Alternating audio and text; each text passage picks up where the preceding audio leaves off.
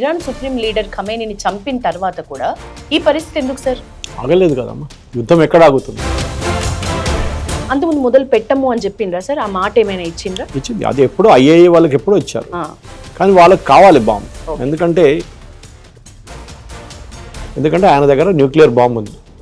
ఎవరైనా చేస్తే ఆయన అంతే సంగతి. ఆయన పిచ్చోని చేతిలో రాయిలాగా అయిపోతున్నది.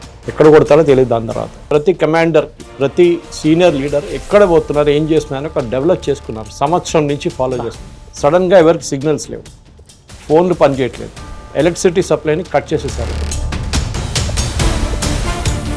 పాత యుద్ధం కాదు, సరిహద్దుల ద్వారా యుద్ధాలే చూసాం. అవి సంప్రదాయ యుద్ధాలు అనుకోవచ్చా సార్? రష్యా యుక్రెయిన్ వార్ చూసారు మీరు. టెక్నాలజీ అంతా, ఎవడో ఇక్కడ కూర్చొని బటన్ ప్రెస్ చేస్తారు, ఒక మిసైల్ అక్కడి నుంచి పోతుంది. థిక్ కాంక్రీట్, 24 ఇంచుల కాంక్రీట్, దాంట్లో కింద కూర్చున్న మనిషిని చంపేశారు. బంకర్ బస్టర్ యూజ్ చేసి. అంత హెవీ బాంబు ఉంటుంది సార్. ఇప్పుడు చైనా రష్యా పరిస్థితి ఏం చెప్పొచ్చు సార్? ఇప్పుడు ఇరాన్కి సపోర్ట్ చైనా ఓపెన్ గా చెప్పేసింది. చేయరు, వాళ్ళు మాట్లాడతారు అంతే. న్యూక్లియర్ బాంబ్ వేసేంత వరకు రాలేదు. న్యూక్లియర్ బాంబ్ అంటే చిన్నపిల్లల ఆట కాదు. ఇక్కడ నిరసన వ్యక్తం చేస్తున్నారు, మన హైదరాబాద్ లో ఏడుస్తున్నారు. ఈ వాళ్ళని అక్కడ పంపించండి ఒకసారి. ఇంత ఏడుస్తున్నారు కదా, ఓకే ఏమని అంటే ఎందుకు మోదీ డిక్టేటర్ అంటారు? అది కాదు, you should be a dictator some time. Israel దగ్గర నుంచి నేర్చుకోండి. డిసిప్లిన్ అంటే ఏంటి, వర్క్ ఎథిక్స్ అంటే ఏంటి, టెక్నాలజీ అంటే ఏంటి. ట్రంప్ ఇప్పుడు దాకా ఏం చెప్పాను, నేనే ప్రతి యుద్ధం ఆపాను చెప్పాను. ఇది ఆయన మొదలు పెట్టాడు. మీరు ఏం ఆపుతారు మళ్ళీ? నమస్తే, నేను Yashoda. Welcome to Pallavi TV. America Iran war, ఎక్కడ చూసినా ఇదే టాపిక్. ఈ యుద్ధం ఎన్ని అనర్థాలకు దారితీస్తుంది, ఎటు వెళ్తుంది? నిజంగానే అందరూ భయపడ్డట్లు మన దగ్గర పెట్రోల్ రేట్లు అంత స్థాయిలో, అంటే భారీ స్థాయిలో పెరుగుతాయా? మాట్లాడదాం. ఈ యుద్ధం ఇదే ప్రధానంగా టాపిక్. ఈరోజు మనతో పాటు ఉన్నారు senior journalist Suresh Kochattil sir. Sir నమస్తే. నమస్తే సార్. యుద్ధం చూస్తున్నాం. నిజానికి ఇరాన్ సుప్రీం లీడర్ ఖమేనీని చంపిన తర్వాత కూడా ఈ పరిస్థితి ఎందుకు సార్? ఆగలేదు కదమ్మా, యుద్ధం ఎక్కడ ఆగుతుంది? ఇరానియన్ రెజీమ్ మార్చాలని ప్రెసిడెంట్ ట్రంప్ చాలా క్లియర్గా చెప్తున్నారు.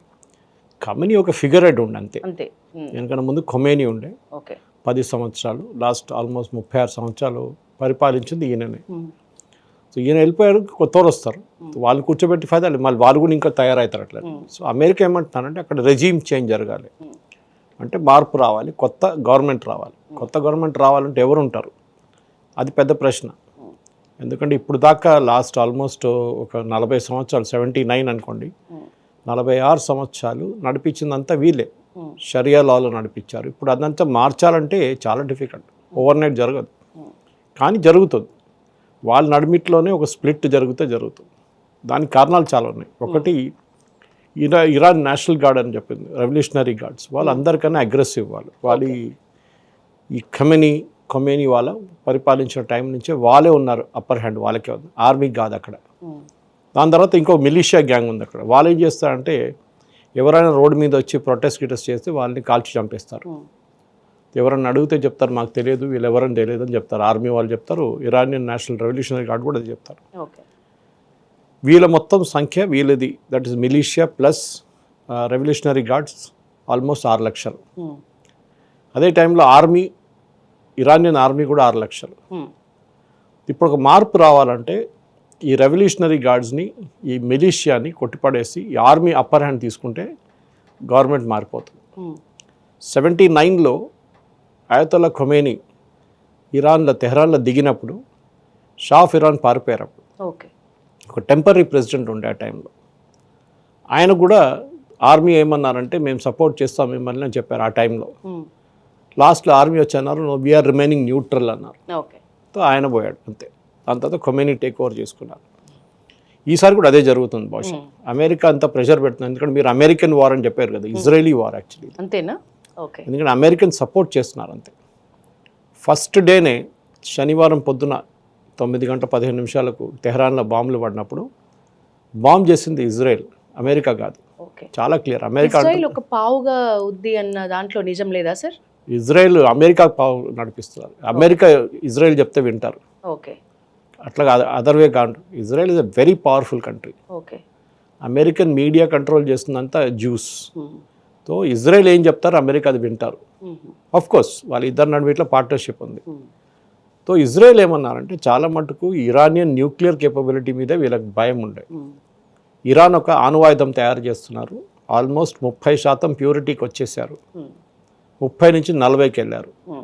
మన అందరు తెలిసిందే ఈ బాంబులు తయారు చేయాలంటే యురేనియంతో ఒక 30% తర్వాత పాసిబుల్ ఉంది. ఓకే, 40కి వచ్చేదాకా కొంచెం ప్యూరిటీ ఉంటుంది, కానీ 60, 70, 80కి వచ్చినప్పుడు హై ఎండ్ వచ్చేస్తుంది. మీరు real good uranium nuclear bombs తయారు చేయొచ్చు. ఆ కెపాసిటీకి వస్తున్నారు. ఎక్కడో 70, 60, 70 దగ్గర ఉన్నారని తెలిసిపోయినప్పటికీ ఇరాన్ వాళ్ళ ప్రోగ్రామ్ ఆపడానికి రెడీగా లేరు. 6 నెలల ముందు US B-2 బాంబర్స్ తీసుకొచ్చి బాంబ్ చేశారు, మీకు గుర్తుంటుంది. దాంట్లో వీళ్ళు మొత్తం కంప్లీట్ డెస్ట్రాయ్ చేశారని చెప్పాను, కానీ కాలేదు. ఇరాన్ మళ్ళీ మొదలుపెట్టారు. అంతకుముందు మొదలు పెట్టము అని చెప్పిండ్రా సార్? ఆ మాట ఏమైనా ఇచ్చిండ్రా? ఇచ్చింది. అది ఎప్పుడో IAEA వాళ్ళకి ఎప్పుడో ఇచ్చారు, కానీ వాళ్ళకి కావాలి బాంబ్. ఎందుకంటే ఎవరి చేతిలో న్యూక్లియర్ బాంబ్ ఉందో వాళ్ళని రెస్పెక్ట్ ఇస్తారు. కిమ్ జాంగ్ ఉన్నారు నార్త్ కొరియాలో. ఎవరైనా వెళ్ళి ఆయన ఏమైనా చేస్తారా? అసలు ఆయన పాపం పక్కన పెట్టేశారు అందరు కలిసి. ఎవరు పట్టించుకోవట్లేదు ఆయన్ని. అని ఇవాళ పొద్దున కూడా చాలా మీమ్స్ చూశాను నేను. నా మీదనే ఒక బాంబు ఏంటారా నాయన అని చెప్పి. ఎందుకంటే ఎవరు వేయట్లేదు ఆయన మీద, ఎందుకంటే ఆయన దగ్గర న్యూక్లియర్ బాంబు ఉంది. ఎవరైనా చేస్తే ఆయన అంతే సంగతి.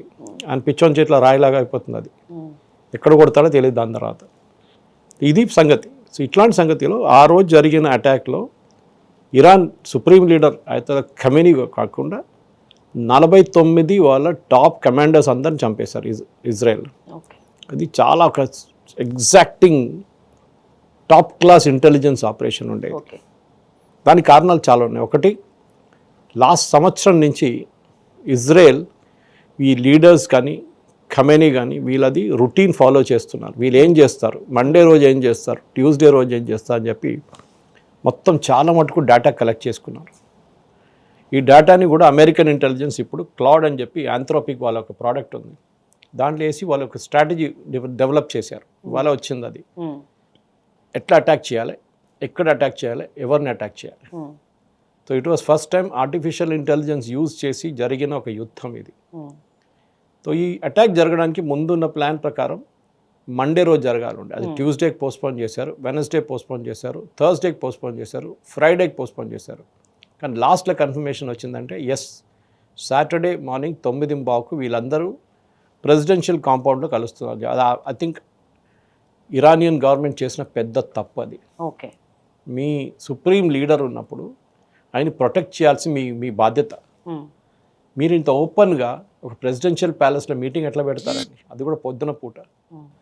వీళ్ళ లాజిక్ ఏముండే అంటే ఇరానియన్స్ది, పొద్దున పూట మా మీద ఎవరు బాంబులు వెయ్యరు, రాత్రిపూటే చేస్తారు. ఇజ్రాయెల్ దీనికన్నా ముందు అట్లనే చేశారు, కానీ that is not an excuse. So అది జరిగింది ఇది ఇప్పుడు. సో దీంతో వాళ్ళ ఇజ్రాయెల్ ఏం చేశారంటే ఈ ఇంటెలిజెన్స్ కూడా ఎక్కడి నుంచి వచ్చిందని ఇప్పుడు ఇవాళ చాలా మటుకు మీడియాలో వస్తున్న న్యూస్ ప్రకారం వాళ్ళు ప్రతి దానికి, నేను చెప్పాను చూడండి, ప్రతి కమాండర్కి, ప్రతి సీనియర్ లీడర్ ఎక్కడ పోతున్నారు, ఏం చేస్తున్నారని ఒక డెవలప్ చేసుకున్నారు. సంవత్సరం నుంచి ఫాలో చేస్తున్నారు. తెహరాన్లో ఉన్న ట్రాఫిక్ పోలీస్ కెమెరాస్ని హ్యాక్ చేసుకున్నారు.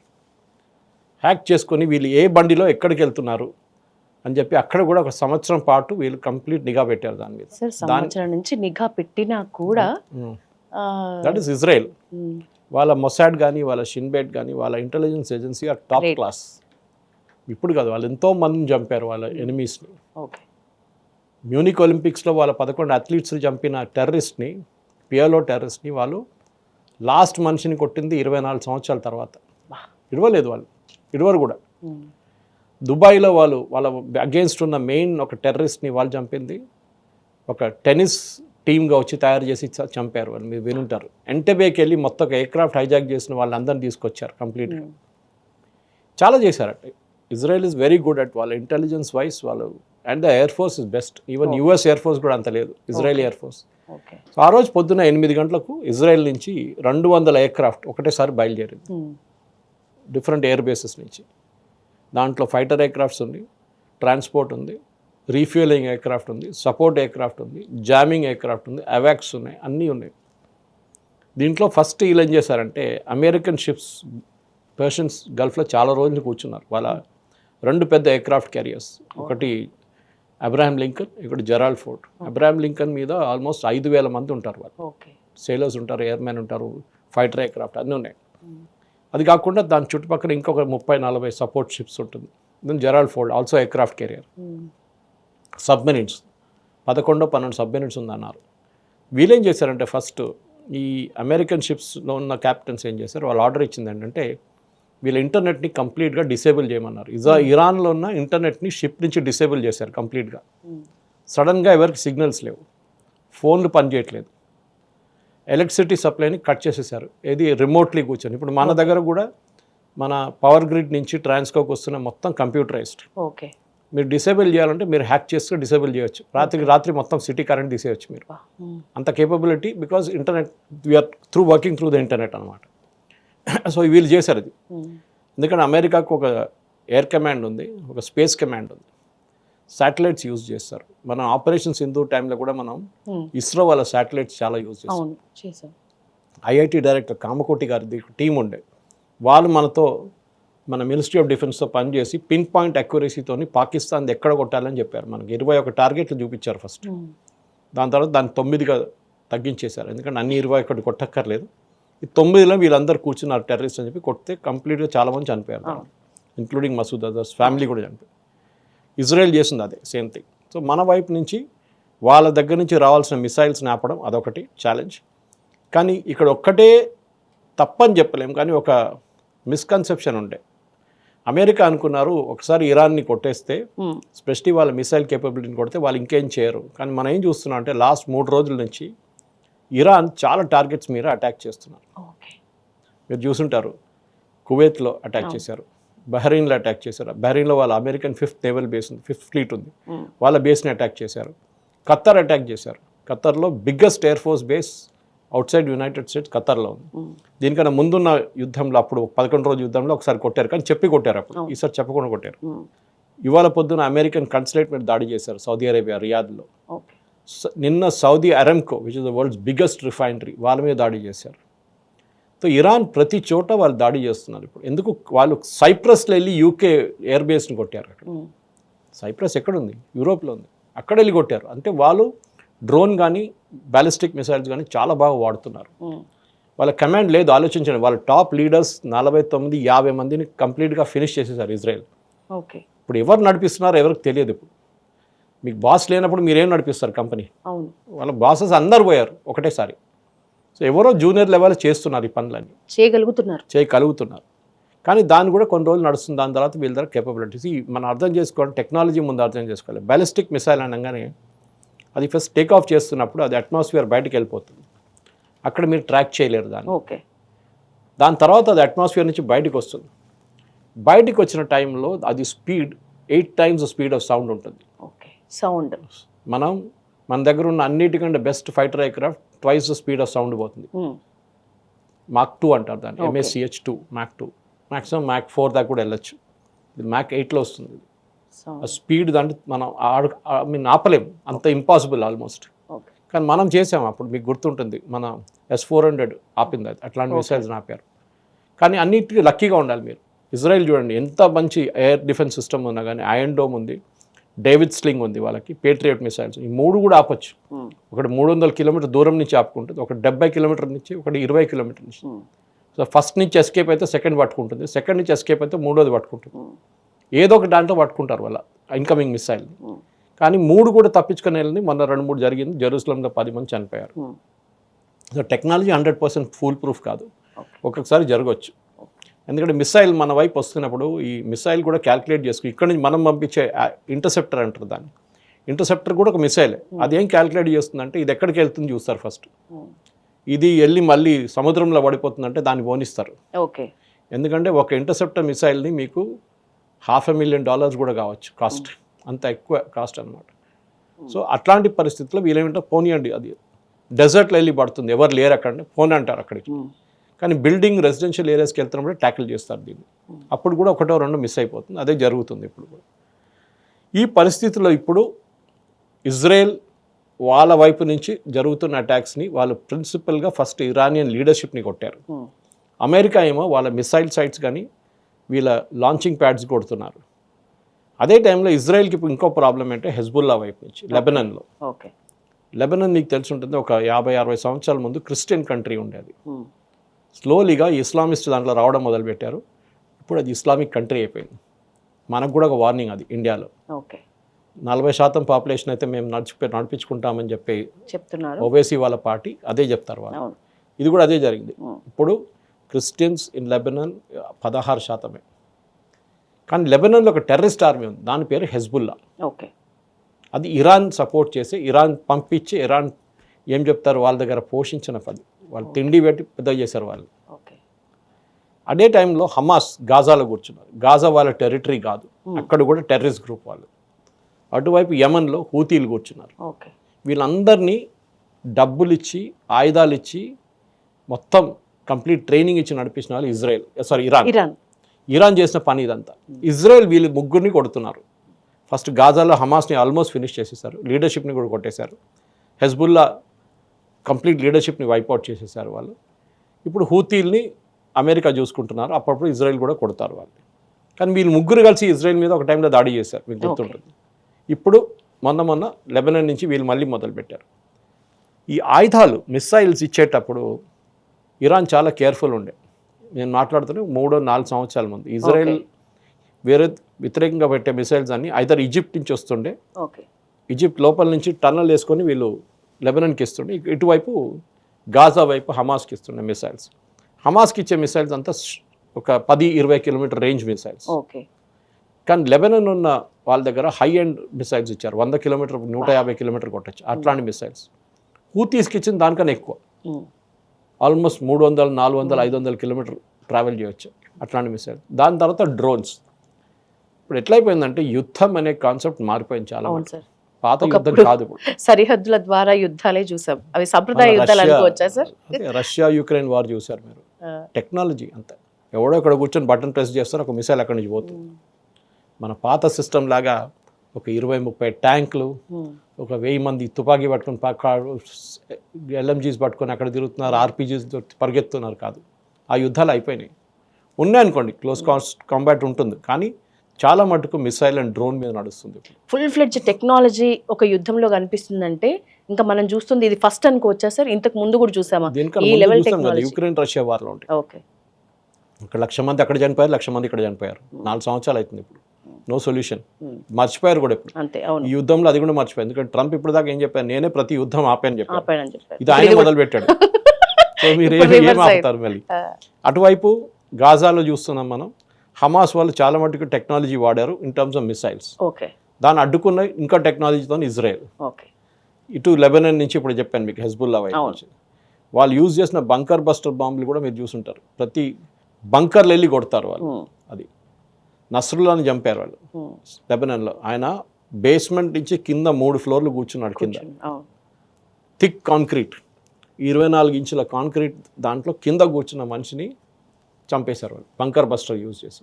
అంత హెవీ బాంబు ఉంటుంది, అది అంత ఈజీ కాదు. ఇజ్రాయెల్ దగ్గర టెక్నాలజీ ఉంది. ఇజ్రాయెల్ టెక్నాలజీలో, వార్ టెక్నాలజీలో Israel is the greatest country, దాంట్లో డౌట్ లేదు. మీరు ఎక్కడైనా చూడండి.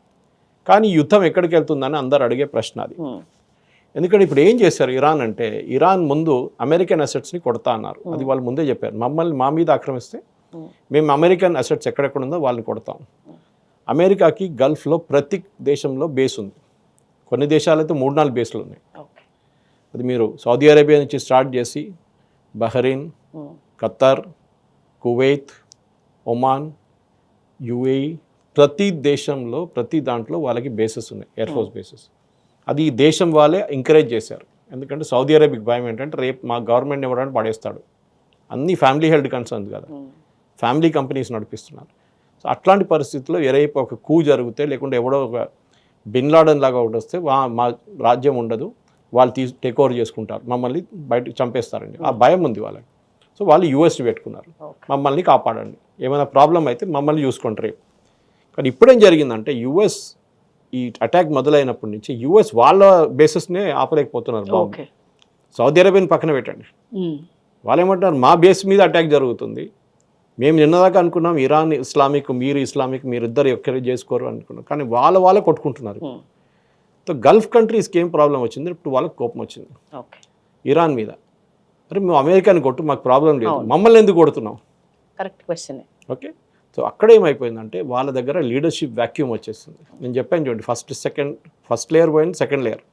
దీనికన్నా ముందు ఒక 6 నెలల ముందు 24 మంది సీనియర్ కమాండర్స్ని ఇజ్రాయెల్ చంపేశారు ఇట్లా ఒక మీటింగ్లో కూర్చున్నప్పుడు. ఓకే, ఇప్పుడు 49 మంది. సో వాళ్ళ టాప్ లీడర్షిప్ మొత్తం పోయింది. థర్డ్ లెవెల్ లీడర్షిప్ ఇప్పుడు యుద్ధం నడిపిస్తున్నారు, ఎక్కువ రోజు ఉండలేరు. వాళ్ళ ఆయుధాలు ఏదో ఒక రోజు అయిపోతుంది.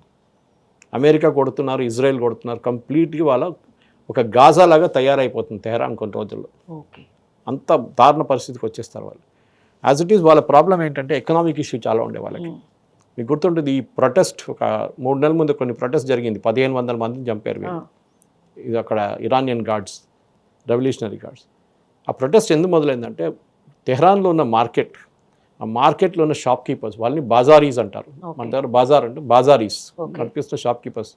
వాళ్ళేమంటారు, మా దగ్గర ఎవరు వచ్చి ఏం కొనట్లేదు, ఇన్ఫ్లేషన్ ఏమో 50, 60, 70% ఇన్ఫ్లేషన్ ఉంది, ఇరానియన్ కరెన్సీ వాల్యూ పడిపోయింది, 99% పడిపోయింది. ఇది Shah of Iran time 1979 to 2026.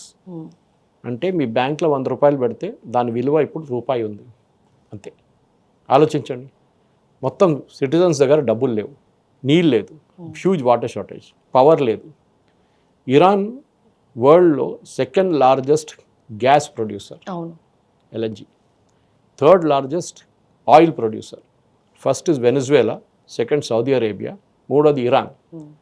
కానీ లాస్ట్ 15 సంవత్సరాల్లో ఇరాన్ 3% కూడా సప్లై చేయలేకపోతున్నారు. వాళ్ళ కెపాసిటీది 3% world capacity. Minimum 15 to 20% supply చేయాలి వాళ్ళు. ఒక టైంలో చేస్తుండేవాళ్ళు, చేయలేకపోతుంది. ఎందుకంటే యూఎస్ మొత్తం బ్యాన్ పెట్టేశారు. వాళ్ళ దగ్గర నుంచి ఇప్పుడు కొంటున్న ఒకటే రాష్ట్రం చైనా ఎవరిని పట్టించుకోరు. మా మీద 50% పెట్టండి, 100% పెట్టండి టారిఫ్, మాకు ఏం ప్రాబ్లం లేదు. వాళ్ళు రష్యా దగ్గర నుంచి కొంటున్నారు, ఇక్కడ నుంచి కొంటున్నారు. వెనిజువేలా కూడా కొంటుండే, వాళ్ళు ఇప్పుడు బంద్ చేశారు అది. సార్ ఇప్పుడు చైనా రష్యా పరిస్థితి ఏం చెప్పొచ్చు సార్? ఇప్పుడు ఇరాన్కి సపోర్ట్ చైనా ఓపెన్గా చెప్పేసింది. చేయరు, వాళ్ళు మాట్లాడతారు అంతే. అంతేనా సార్? రష్యాకి వాళ్ళ ప్రాబ్లమ్స్ ఉన్నాయి, వాళ్ళు యుక్రెయిన్తో కొట్టుకుంటున్నారు. ఓకే, చైనాకు యూఎస్తో ట్రేడ్ ఇష్యూస్ ఉన్నాయి, వాళ్ళకు స్టేట్మెంట్ ఇష్యూ చేస్తారు, వీఆర్ కండమింగ్ దిస్, అది చేయకూడదు ఇది చేయకూడదు అంటే దానికన్నా ఎక్కువ వాళ్ళు ఏం చేయరు. మనం న్యూట్రల్గానే ఉన్నామా సార్? అట్లా ఉండడం మనకేం పోయింది? ఎవడో కొట్టుకుంటున్నారు ఇద్దరు రోడ్డు మీద, మనం వెళ్ళి ఎందుకు కొట్టుకోవాలి, దాన్ని నడిమి ఇట్లా ఎందుకు వెళ్ళాలి? వాళ్ళు కొట్టుకుంటున్నారు, వాళ్ళు చేస్తున్నారు అంతే, సింపుల్. సరే, మోదీ గారు ఇజ్రాయెల్కి వెళ్ళారు, ఇజ్రాయెల్కి వచ్చి ఇజ్రాయెల్ నుంచి బయటికి రాగానే ఇజ్రాయెల్ బాంబులు మొదలు పెట్టారని చెప్పి పెద్దగా స్టోరీ నడుస్తుంది. అంటే మోదీ గారికి ముందే తెలుసా? బహుశా తెలిసి ఉంటుంది. Okay, that is very expect. ఎందుకంటే ఇది ఇప్పుడు మొదలు కాలేదు కదా, 6 నెలల నుంచి నడుస్తుంది బిల్డప్. అమెరికన్ షిప్స్ వస్తున్నారు, ప్రెసిడెంట్ ట్రంప్ అన్నారు help is on the way అన్నారు. ఇదే బహుశా హెల్ప్ ఇప్పుడు జరుగుతుంది. ఏంటంటే మొత్తం ప్లాన్ చేసి 6 నెలల సంవత్సరం నుంచి ప్లాన్ చేస్తున్న చేతి ఇప్పుడు ట్రంప్ వెనకకి వెళ్ళలేరు. He has to finish this war come what me. దానికోసం ఆయన అన్నారు ఇది వారం పెట్టచ్చు, 2 వారాలు పెట్టచ్చు, 3 వారాలు పెట్టచ్చు. మీ అనాలిసిస్ ప్రకారం మాక్సిమం 1 month మాక్సిమం, అది కూడా ఉండదు బహుశా 2-3 వారాలు. తర్వాత నెగోషియల్ టేబుల్ దగ్గరకు వస్తుందా లేకపోతే నిజంగా నెగోషియేషన్స్ ఉండదు, కొత్తగా గవర్నమెంట్ ఫామ్ అవుతుంది. ఓకే, కొత్త గవర్నమెంట్ ఎట్లా అంటే నేను చెప్పాను, వార్ నడిమిట్లోనే ఒక మనిషి బయటికి రావాలి. ఓకే, దీనికి కొన్ని ఎగ్జాంపుల్స్ ఉన్నాయి. మీరు వెనిజువేలా చూడండి, ఓకే, మడూరోని కిడ్నాప్ చేసి తీసుకెళ్ళిన తర్వాత వీళ్ళేమనుకున్నారంటే ఒక నోబెల్ ప్రైజ్ విన్నర్ ఉండే, ఆమె పేరు మర్చిపోయాను నేను, పీస్ ప్రైజ్ దొరికింది ఆమె, she's from Venezuela, president Trump favourite, ఆయనకి వెళ్ళి మెడల్ కూడా ఇచ్చేసారు చూడండి. ఆమెని ప్రెసిడెంట్ చేద్దాం అనుకున్నారు వీళ్ళు. కానీ అక్కడున్న లోకల్స్, ఇక్కడున్న యూఎస్లో ఉన్న కొంతమంది ప్రెసిడెంట్ ట్రంప్ అడ్వైజర్స్ అన్నారు వద్దు, ఆమెకి ఒక దేశం నడిపించాలంటే ఆమెకు తెలియదు, దేశం నడిపించడంత తమాషా కాదు, మనకు తెలియదు మోదీ గారి టెన్షన్ ఎంత ఉంటుందని. ఒక దేశం నడిపించడం 140 కోట్ల మంది దేశం, ఇట్స్ నాట్ ఈజీ. డిసిషన్ తీసుకోవడం చాలా డిసిషన్స్ ఉంటాయి ఒక రోజులో. మనం ఒక చిన్న ఇల్లు నడిపించాలంటే మనకు టెన్షన్ ఉంటుంది, అది ఆలోచించడం అదే ఉంటుంది. ఒక చిన్న స్టూడియో నడిపించాలని ఆ టెన్షన్ అలాగుంటుంది, ఇది ఎట్లా ఉంటుంది. సో ఈ పరిస్థితుల్లో ఆమెకి ఇవ్వకూడదని చెప్పారు. అక్కడున్న వైస్ ప్రెసిడెంట్ క్యాండిడేట్ని ప్రమోట్ చేసి ప్రెసిడెంట్ చేశారు. ఆమెకు చాలా క్లియర్గా వార్నింగ్ ఇచ్చారు, మీరు మధురో లాగా ఉండకండి, మా మాట చెప్పింది వినండి, మిమ్మల్ని చూసుకుంటాం మేమంతా, మీకు ఎంత డబ్బులు కావాలంటే పెడతాం, మేము పెట్టుబడి పెడతాం. అదే మోడల్ ఇప్పుడు ఇరాన్లో ఫాలో కావాల్సి వస్తుంది. వాళ్ళని అడ్మిట్ నుంచే ఎవరో ఒక లీడర్గా పైకి వచ్చి నేను కంట్రోల్ చేస్తాను, వాళ్ళని ఇరానియన్ ఆర్మీ సపోర్ట్ చేయాల్సి వస్తుంది, not revolutionary guards. Revolutionary guards దీంట్లో పెద్ద ప్రాబ్లం. వాళ్ళని ఎట్లా ట్యాకిల్ చేస్తారో అది ఇప్పుడు డిసైడ్ చేయాల్సి ఉంది. వాళ్ళు రోడ్డు మీద దిగి ఎవడు గత్తే వాళ్ళని చంపేస్తే రేపు పెద్ద ప్రాబ్లం కాబోతుంది. వాళ్ళని అడ్డుకోవాలి, వాళ్ళని డిసార్మ్ చేయాల్సి వస్తుంది. 6 లక్షల మందిని డిసార్మ్ చేయడం అంత ఈజీ కాదు. వాళ్ళ దగ్గర ఉన్న ఆయుధాలు కానీ మిగతా దాన్ని ఇన్ఫ్రాస్ట్రక్చర్ అది చేయాల్సి వచ్చింది, ఇవాళ కాకుండా రేపు చేయాల్సి వస్తుంది. సో బహుశా వాళ్ళ నడిమిట్ల నుంచే ఒక లీడర్ వస్తారు. బయట నుంచి ఎవరైనా తీసుకొస్తే పనికి చేయదు. ఈ షా ఆఫ్ ఇరాన్ కొడుకు కూర్చున్నాడు యూఎస్లో, నేను వస్తున్నాను అంటాడు. ఎవరు ఆయన పట్టించుకోవట్లేదు. Because he doesn't have administrative experience. మీకు ఒక దేశం నడిపించి 10 సంవత్సరాల తర్వాత మీరు తిరిగి వస్తే ఇంకో మాట, ఆయన అక్కడ అసలు చూడనే లేదు. వాళ్ళ నాన్నగారు నడిపించారు, అప్పుడు ఈయనకి ఎక్స్పీరియన్సే లేదు. మీరు తీసుకొస్తే ఈ సిచ్యువేషన్లో కాదు. సో వాళ్ళు నడిపించే they will have to evolve one leader. అది యుఎస్ కానీ ఇజ్రాయెల్ కానీ ఎవరైనా అంగీకరిస్తారు. ఇంకోటి అంటే వాళ్ళ న్యూక్లియర్ ప్రోగ్రామ్ కంప్లీట్గా ఆపేసేయాల్సి వస్తుంది. Okay, nuclear program at least peaceful nuclear వరకు అయితే టర్న్ తీసుకోదంటారు ఖచ్చితంగా. ఇక్కడ న్యూక్లియర్ బాంబ్ వేసేంత వరకు అక్కడ రాలేదు. న్యూక్లియర్ బాంబ్ అంటే చిన్నపిల్లల ఆట కాదు. It's a very complex piece of technology. అంటే ఇప్పుడు మనం చూస్తుంటే సార్, సపోర్ట్ ఇచ్చే దేశాలు పెరుగుతున్న కొద్దీ ఇరాన్ కూడా నేను బలపడుతున్నా అని ఫీల్ అవ్వదా? లేదు, ఇరాన్కి ఆయుధాలు ఎప్పుడు దాకా ఉంటే వాళ్ళు దివాళీ పటాకాలు లాగా అనమాట. ఒక టైం అని కూడా అంతా అయిపోతుంది మీద, ఏం మిగలదు. ఇప్పుడు అదే చేస్తారు, వాళ్ళు ఉన్న అంతా మొత్తం పడేస్తున్నారు వాళ్ళు తీసుకొచ్చి. దాని తర్వాత వీళ్ళు వచ్చి మళ్ళీ కొడుతున్నారు, అక్కడ సైట్స్ మీద కొడుతున్నారు, అమెరికా కానీ ఇజ్రాయెల్ కానీ. ఒక వారం 10 రోజుల లోపల వీరి దగ్గర ఉన్న క్వాంటిటీ అంతా అయిపోతుంది, స్టాక్ అంతా అయిపోతుంది. దాని తర్వాత ఏం చేస్తారు? That's a question. సో ఇప్పుడున్న పరిస్థితులు ఈవెన్ గల్ఫ్ స్టేట్స్ కూడా కోపంలో ఉన్నారు. మా మీద మీరు బాంబులు విసిరారు. ఓకే, నేను చెప్పాను చూడండి, దీనికన్నా మంది ఇజ్రాయెల్ మీద చేసుకోండి, యూఎస్ మీద చేసుకోండి, మా మీద అందుకు వచ్చి పడుతున్నారు అని చెప్పి వీళ్ళు కూడా కోపం. ఇంకొక ప్రాబ్లం ఏంటంటే షియా సున్నీ ప్రాబ్లం. ఇరాన్ ఇస్ అ షియా కంట్రీ, ఓన్లీ షియా కంట్రీ ఆ ఏరియాలో. వాళ్ళు మిగతా అందరు సున్నీలు, వీళ్ళిద్దరికి పడదు. ఓకే, మీరు ఇక్కడ ఓల్డ్ సిటీలు కూడా అంతే ఉంటుంది. షియా సున్నీలకి ఎప్పుడు పడదు. మన ముస్లిమ్స్ అనుకుంటే యునైట్ కానీ వాళ్ళ నడిమిట్లో ఉన్న డివిజన్స్ ఉన్నాయన్నమాట. ఆ పరిస్థితుల్లో అక్కడ ఉన్న షియా కమ్యూనిటీని కంట్రోల్ చేయడానికి వాళ్ళ వైపు నుంచి ఒక లీడర్ రావాల్సి వస్తుంది. It's very broad minded. కానీ నేను మళ్ళీ థియోక్రటిక్ స్టేట్కి వెళ్ళిపోతాను, షరియాకి వెళ్ళిపోతానంటే ఎవరు అంగీకరించరు. మీరు బిలీవ్ చేయరు, Iran education system is one of the best in the world. At least వాళ్ళ ఏరియాలో, గల్ఫ్ రీజన్లో 99% మహిళలు చదువుకున్న వాళ్ళు అక్కడ. In fact men are less, 97%, women is 99%. వాళ్ళ medical systems one of the best. అంత బాగుండే వాళ్ళ సిస్టమ్ ముందు నుంచి, ఎప్పుడు కాదు. షా ఆఫ్ ఇరాన్ టైం నుంచో దానికన్నా ముందు మొహమ్మద్ బైదేవ్ ఉన్నప్పుడు కూడా అంతే ఉండే. కానీ ఇప్పుడేం జరుగుతుందంటే వాళ్ళ వైపు నుంచి మహిళలకి పవర్ ఇవ్వకుండా మహిళల్ని బుర్కా వేసుకొని హిజాబ్ వేసుకొని నడవాలని చెప్పి అది చాలా మటుకు బ్యాక్వర్డ్కి వెళ్ళిపోయింది. మళ్ళీ ఇరాన్ని కొత్త ఇరాన్ తీసుకురావాలంటే షా ఆఫ్ ఇరాన్ టైంలో తెహ్రాన్ యూనివర్సిటీ ఎట్లా ఉండే, అమ్మాయిలు మినిస్కర్ట్లు వేసుకొని తిరుగుతుండే. అట్లాంటి ఇరాన్ ఎప్పుడు వస్తుందో తెలియదు మనకి. Saudi Arabia, Mohammed bin Salman అంటున్నాడు 2030 దాకా నేను సౌదీ అరేబియాని యూరోప్ లాగా చేసేస్తా అంటున్నారు. దుబాయ్కి మీరు ఇప్పుడు వెళ్తే అది దుబాయ్లో ఉన్నారా, థాయిలాండ్లో ఉన్నారా అని మీకు అర్థం కాదు. అది ఇస్లామిక్ కంట్రీనా మీరు అనుకుంటారు, కాదు. అంత మోడర్న్ అయిపోయారు కంప్లీట్లీ. ఇదే టైంలో మిగతా దేశాలు కూడా అక్కడ ఉన్న అందరు కన్వర్ట్ అయిపోతున్నారు. That growing into modern phase. Bahrain ఉండొచ్చు, ఒమాన్ ఉండొచ్చు, ఎవరైనా కానీ వాళ్ళ రిలీజన్ వాళ్ళకు ఉంటుంది, కానీ they are becoming modern type. అదే టైంలో ఇరాన్ ఒక్కటే మిగిలిపోయింది. వీళ్ళని కూడా అదే లెవెల్కి తీసుకురావాలంటే అక్కడ వాళ్ళ నడిమిట్ నుంచి ఒక లీడర్ రావాలి. అది ఏ రూపంలో వస్తుందో, ఏ టైప్లో వస్తుందో మనం చెప్పలేము ఇప్పటికీ. డెఫినెట్గా జరుగుతుంది. ఎందుకంటే మనం ఎదురు కొట్టుకుంటే మనం ఎందుకు మధ్యలో దూరాలి అని అంటున్నారు. ఓకే, శాంతి ఒప్పందం అని దేశాలు తిరిగే మన ప్రధాని కనీసం ఒక మంచి 4 మాటలు ఎవరి వైపు స్ట్రాంగ్ గా మాట్లాడుతున్న పరిస్థితి లేదు అని విమర్శలు అయితే చాలా ఉన్నాయి. ఎవరు చేస్తారండి, ఎవరు పట్టించుకుంటారు? మోదీ గారు చెప్తే వీళ్ళు పట్టించుకుంటారా? వాళ్ళకి వాళ్ళు సెల్ఫిష్ ఇంట్రెస్ట్. అరే 10 సంవత్సరాలు వెయిట్ చేసి బాంబు వేశారు, ఇప్పుడు తీసుకెళ్ళి ఎందుకు? మోదీ గారు చెప్పేదంటే అరే శాంతి పెట్టుకోవాలని చెప్తారు. ఈవెన్ యుక్రెయిన్కి వెళ్ళి చెప్తారు. వాళ్ళు అంటారు మా ప్రాబ్లము మీకేం పోయింది, మేము కొట్టుకుంటున్నాం, మీ ధర వచ్చి మీ తల మీద బాంబు వేయలేదు కదా, మీరు వెళ్ళి కూర్చోండి పక్కన. ఎవరు వెళ్ళి అంటే అదే అంటారు. మీరు ఇప్పుడు ట్రంప్కి వెళ్ళి అంటారా మీరు బాంబు లేకూడదు ఇరాన్ మీద అంటే, వాళ్ళంటే నీకేం తెలుసు ప్రాబ్లం, మాకు తెలుసు ప్రాబ్లం, వాడు బాంబు తయారు చేస్తున్నాడు, మేము ఊరుకోవాలన్నా అంటారు. జాకే పక్కన కూర్చోండి, మీరు మేము చూసుకుంటాం, మా పని, మా ప్రాబ్లం ఇది. సార్ మన దగ్గర ఎఫెక్ట్ కూడా చెప్పండి సార్, ఏం ఎఫెక్ట్ కనిపిస్తుంది? ముఖ్యంగా పెట్రోల్ వాహన ధరలు అయితే టిన్నెలు ఇంట్లో పెట్టుకుందామా అని ఆలోచిస్తున్నారు. లేదు, అది మన దగ్గర వీళ్ళకి ఎకనామిక్స్ అర్థం కాదు. ఓకే, మన రేపట్టుకున్న పెట్రోల్ ఇవాళ ఆర్డర్ చేయం. ఓకే, మనం 6 నెలల తర్వాత ఉన్న పెట్రోల్ ఇవాళ, క్రూడ్ ఆయిల్ ఇవాళ ఆర్డర్ చేస్తాం. ఓకే, మీకు రిఫైనింగే మీకు నెల పడుతుంది, ఒక పెద్ద ట్యాంకర్ వస్తే 2 వారాలు అయితే పడుతుంది. ఓకే, ఎప్పుడు ఫార్వర్డ్ కాంట్రాక్ట్స్ ఉంటుంది, అంటే 6 నెలలకి సంవత్సరానికి కాంట్రాక్ట్ చేసుకుంటారు. మీరు ఎంతకి ఇస్తారో అని అడుగుతారు. వాడు అంటాడు నేను $80కి ఇస్తా అంటాడు, $1 పర్ బ్యారెల్. ఒక బ్యారెల్ 155 లీటర్లు. కాదు నాకు ఒక 60 కావాలంటాడు, కాదు 70కి ఇస్తా అంటాడు. లాస్ట్ బార్గెన్ చేసుకుంటాం, తీసుకుంటాం. మన కాంట్రాక్ట్ సైన్ చేసుకుంటాం. నెక్స్ట్ 1 ఇయర్ ఇది రేటు. మీరు 100 కూడా కావచ్చు, నాకు తెలియదు, కానీ నాకు $70 నాకు కావాలి మీద వైపు. Okay, great, fine.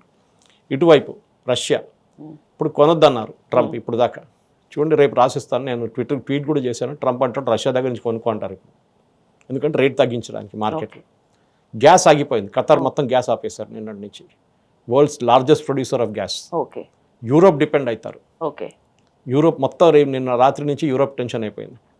ఇప్పుడు రష్యన్ గ్యాస్ కొనుక్కుంటారు యూరోప్. ఓకే, మొన్న దాకా మాకు వద్దు, మేము తీసుకోమని చెప్పిన మనుషులు ఇప్పుడు అక్కడ వెళ్ళి పడతారు, పుటిన్ కాల్. నెక్స్ట్ ఏంటంటే వీళ్ళు కంప్లీట్గా వెనజువేలన్ ఆయిల్ ఉంది, అది కూడా బయటకు వచ్చేస్తుంది ఇప్పుడు. అమెరికా వైపు నుంచి ఉన్న ఆయిల్ అది కూడా మార్కెట్లో వస్తుంది ఇప్పుడు. మీకు ఏం ప్రాబ్లం ఉండదు దేంట్లో, ఏ విషయాలు ఏం ఉండదు. ఫర్ ఎగ్జాంపుల్ ఇంత పెరిగినా కానీ గవర్నమెంట్కి 1%, 2% కస్టమ్స్ డ్యూటీ తగ్గిస్తే మీకు అదే రేట్ వచ్చేస్తుంది. So you nothing will happen. మన దగ్గర ట్యాంకులు తీసుకొచ్చి లేకుంటే క్యాన్లు తీసుకొచ్చి ఇంట్లో పెట్టక్కర్లేదు. ఎకనామిక్ ముందు అర్థం చేసుకోండి. ఓకే, మన దగ్గర స్ట్రాటజిక్ ఆయిల్ రిజర్వ్స్ అని ఉంటుంది. ఓకే, విశాఖపట్నం వైపు, మ్యాంగ్లూరు వైపు, ముంబై దగ్గర, ఇంకా 2-3 చోట్ల ఉంది. ఇక్కడ చెప్పారు గవర్నమెంట్, ఇది పెద్ద ట్యాంకులు, underground tanks, strategic oil reserves అంటారు దీన్ని. మన ఇంట్లో సంప్ ఉంటుందా, నీళ్ళ సంప్, అట్లనే పెద్ద పెద్ద లక్షల లీటర్ల ట్యాంక్ ఉంటుంది అండర్గ్రౌండ్. దాంట్లో డీజిల్, పెట్రోల్ లేకుంటే క్రూడ్ ఆయిల్ తీసుకొచ్చి నంపేసుకుంటారు. ఎప్పుడు కావాలన్నప్పుడు బయట తీసేసి దాన్ని ప్రాసెస్ చేసి మళ్ళీ దేశంలో పెట్టుకుంటారు. ఇది మన దగ్గర చేసే స్ట్రాటజిక్ ఆయిల్ రిజర్వ్స్ మన దగ్గర ఉంది. ఎందుకంటే ఎక్కడో ఒక యుద్ధం వచ్చిందో ఇట్లాంటిది మన దగ్గర 6 నెలలు నడిచకుండా డీజిల్, పెట్రోల్ ఉంటుంది మనకి, అది నడుస్తుంది. ఏ ప్రాబ్లం లేదు. నిన్న రాత్రి నుంచి ఈవెన్ ద కమిటీ హెస్ మెట్. వాళ్ళు ఆల్రెడీ ప్రధానమంత్రి చెప్పారు, మేము రష్యన్ ఆయిల్ కొనబోతున్నాం, మీరు యూఎస్కి ఇన్ఫార్మ్ చేయండి. ఈ పరిస్థితిలో యూఎస్ కూడా అబ్జెక్ట్ చేయరు, ఎందుకంటే ఇప్పుడున్న పరిస్థితిలో వాళ్ళకు కూడా తెలుసు. సో ఈ టెన్షన్ పడక్కర్లేదు. నిన్ననే $10 పెరిగింది, దాని తర్వాత పెరగట్లేదు, మళ్ళీ అక్కడ వచ్చేసి ఆగింది. Saudi Arabia and other OPEC producing countries, oil petroleum exporting countries ఉన్నారు ఒపెక్, వాళ్ళు నిర్ణయం తీసుకున్నారంటే ప్రొడక్షన్ పెంచేస్తామని. సో ఎకనామిక్స్లో మన అందరికీ తెలుసు, ప్రొడక్షన్ పెరిగినప్పుడు ప్రైసులు పడిపోతాయి. అది స్ట్రాటజీ. ఇప్పుడు ప్రొడక్షన్ పెంచేస్తారు, వాళ్ళు డబుల్ చేస్తారు. సో న్యాచురల్లీ ఆయిల్ ఎక్కువ వస్తుంది మార్కెట్లో. ఆయిల్ ఎక్కువ వచ్చినప్పుడు ప్రైస్ పడిపోతుంది. సో మళ్ళీ 60-70కి వచ్చేస్తుంది. So it is okay. So పెద్దగా మనం భయపడాల్సిన అవసరం లేదు, పెద్దగా అస్సలు భయపడాల్సిన అవసరం. ఇది మంచి విషయం, చాలా గుడ్ న్యూస్ సార్. ఇప్పుడు దేశంలో రాజధానులు చాలా ప్రధాన పాత్ర పోషిస్తాయి. ఇట్లాంటి యుద్ధాలు జరిగినప్పుడు ఏదైనా ఒక రాజధాని, ముఖ్యంగా ఏవైతే త్రివిధ దళాలు, సుప్రీం, పార్లమెంటు, అన్ని మంత్రిత్వ శాఖలు, ప్రధాన మంత్రిత్వ శాఖలన్నీ ఒక్క చోట కేంద్రీకృతమై ఉన్నప్పుడు ఏదైనా అటాక్ జరిగితే మొత్తం కొలాప్స్ అవుతున్న పరిస్థితి. మన దగ్గర కూడా పాలన సేమ్ అట్లనే ఉంది అనుకోవచ్చా? మనకేం ఎఫెక్ట్ ఉండదా నిజంగా ఇట్లాంటి పొజిషన్ మనకు వస్తే?